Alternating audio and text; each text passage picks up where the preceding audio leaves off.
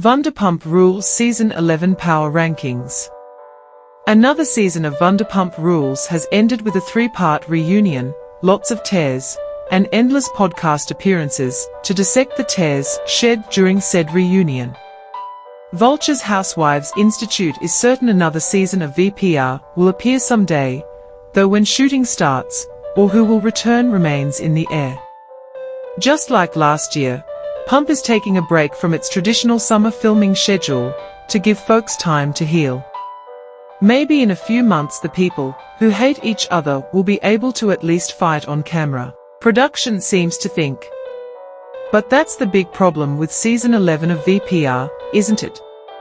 What is this show if there is a complete divide between Team Sandoval, which includes Tom too, Skiana, and Lala, and Team Ariana, Katie Maloney, and Christina Kelly if she's avail. James and Ally are trying to stay Switzerland, while production pretends to be neutral, but is low-key Team Tom. Meanwhile, the audience has been in Ariana's corner all season. Every attempt by Tom, Lisa Vanderpump, and the producers to ensole Tom Sandoval like his angel from Buffy has failed with the audience. It feels like production is opposed to the fan-favorite character, and that's no way to have a TV show. That's why this power ranking of Vanderpump Rules is less focused on what happened on the show this season, and more on the meta-narrative. Just as the season broke the fourth wall in the finale, we need to expand our information gathering to podcasts, TikToks, fan forums, and Twitter to understand who has won the hearts and minds of the VPR audience. Spin-offs hang in the balance, people. 15. Tom Sandoval. I mean, obviously, the fans are blaming Sandoval for breaking Ariana's heart, as well as ruining the show by colluding with production to try and engineer a Sandoval redemption arc. It's not landing. Even people who don't really have skin in the game, like Nick Viall, and infamously, Los Angeles Bakery Sweet Lady Jane, aren't on his side. Battery companies hate Tom, it's that deep. Will Sandoval take this L? No chance.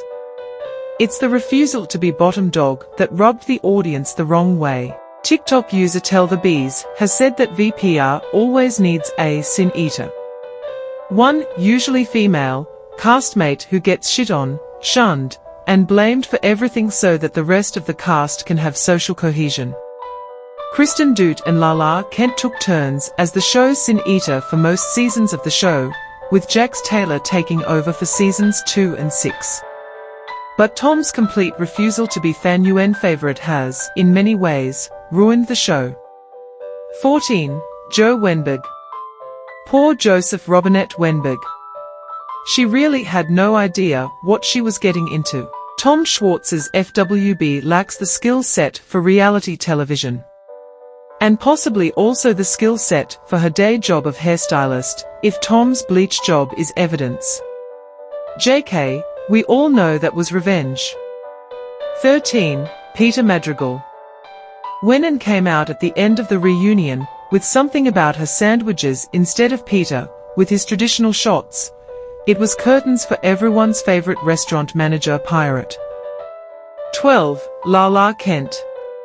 Lala's big outburst during the season finale, as well as her decision to stand by that assessment of events during the finale, has doomed her. During the season, Lala said she was in her soft era, but still came in hard at people who she deemed wrong or less than. Throughout the finale, Kent maintained that Ariana's boundary wasn't fair, because she never got to dictate what gets discussed on the show. But, 1, that's not Ariana's boundary, she just didn't want to film with Tom, and 2, Lala absolutely constructed the narrative to suit her when she was still dating Randall. I'm not even saying she was wrong to do that. Anyone demanding cinema verite from their reality programming is a fool and a good mark for carnival barkers. But as Ariana said, you don't have to understand a boundary to respect it. Lala also came off poorly in Eating for Free's in-depth series on VPR, and all the darkness therein. Claiming she's possessed by Tupac, trying to tall poppy syndrome Ariana. and generally being less than self-aware. It all went over poorly with fans. 11. The ghost of Raquel Levis. It speaks to how deep a hole Lala dug herself during the finale podcast reunion news cycle that Rachel or Raquel seems to have a slightly better reputation now. Rachel's decision to go rogue rather than submit herself as Season 11's Sin Eater was a smart one. It means she hasn't had to answer any questions she doesn't want to, namely about that restraining order or the revenge porn lawsuit that is still in play. 10. Tom Schwartz. Bleach blonde bad-built butch body. Schwartz's one fun moment this season was when he and Katie were dating the same person. And his one pathos-eliciting moment was when he suggested he and Katie have a one-night stand consisting entirely of texting in bed next to each other. He is ranked as high as he is mainly for not throwing Ariana under the bus. Much. The bar is on the floor, but he cleared it. 9. Brock Davies. Pro, Brock in Speedos. Con, what's up with his kids in Australia? Pro, Brock is willing to bring conflict and pull his weight, drama-wise. Con, he's on the wrong side of history in most of these conflicts. But hey, Speedo. I don't think anyone was surprised that Skiana found it difficult, nay, impossible, to stay loyal to Ariana. This is Skiana. I'd rather get gang-banged by every guy in this van than ride with the girls, Marie, we are talking about. She is allergic to people being mad at her, especially men. But that she fought her nature for as long as she did to try and stay Team Ariana is something. This season has truly been a struggle for her, one which I do not fully understand, but I do respect. See how easy that is, la la. Hopefully her come to Jesus talk with Matt Rogers and Janet from the Valley will stick. 7. Dana Cathan. Somehow a person who hasn't been on the show for 2 years had a better season than Skiana. Sad. As Katie Maloney's co-podcaster, Dana is able to armchair QB the whole season, which is also the fan experience. It's endearing, and her validation of Ariana during the latest episode of Disrespectfully went over very well on TikTok. 6. Lisa Vanderpump.